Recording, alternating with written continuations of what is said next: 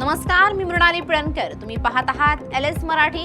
सकाळचे 10 वाजतायत. पाहुयात राज्यात काय घडामोडी घडतायत. यवतमाळच्या पोटगव्हाण येथे दारू पिण्यासाठी पैसे न दिल्यानं तरुणाला मारहाण. फिर्यादीने तक्रार दिली असून पोलिसात गुन्हा दाखल.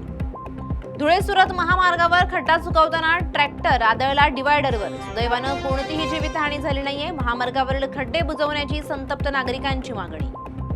अश्लील व्हिडिओ व्हायरल करायची धमकी देत 4 मित्रांकडून पुण्यातील तरुणीवर लैंगिक अत्याचार. या प्रकरणी वाघोली पोलिसांकडून 4 जणांना अटक. अमरावतीत धान्य वितरणाच्या ट्रकनं दुचाकींना दिली धडक. चालक मद्यधुंद अवस्थेत असल्याचा आरोप करत स्थानिकांनी दिला चालकाला चोप.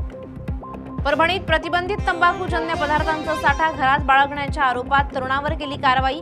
आरोपी विरुद्ध गुन्हा दाखल झाला असून एकूण 36,000चा मुद्देमाल जप्त. परभणीत बनावट बँक खात्यातून तब्बल 6,97 कोटींचे व्यवहार. आधार पॅनचा गैरवापर, फसवणुकीचा गुन्हा दाखल. परभणीच्या जिंतूरमध्ये कर्जबाजारीला कंटाळून 65 वर्षीय शेतकऱ्याची आत्महत्या. पोलीस ठाण्यात अकस्मात मृत्यूची नोंद.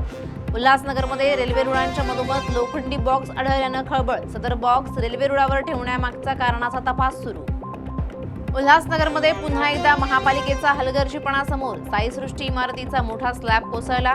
घटनेनंतर संपूर्ण परिसरात खळबळ उडाली असून नागरिक संतप्त. बीडच्या माजलगावातील सरस्वती नदीला पूर. पावसामुळे नदी दुथडी भरून वाहू लागली. नदी भरल्यानं पिण्याच्या पाण्याचं संकट मिटलं.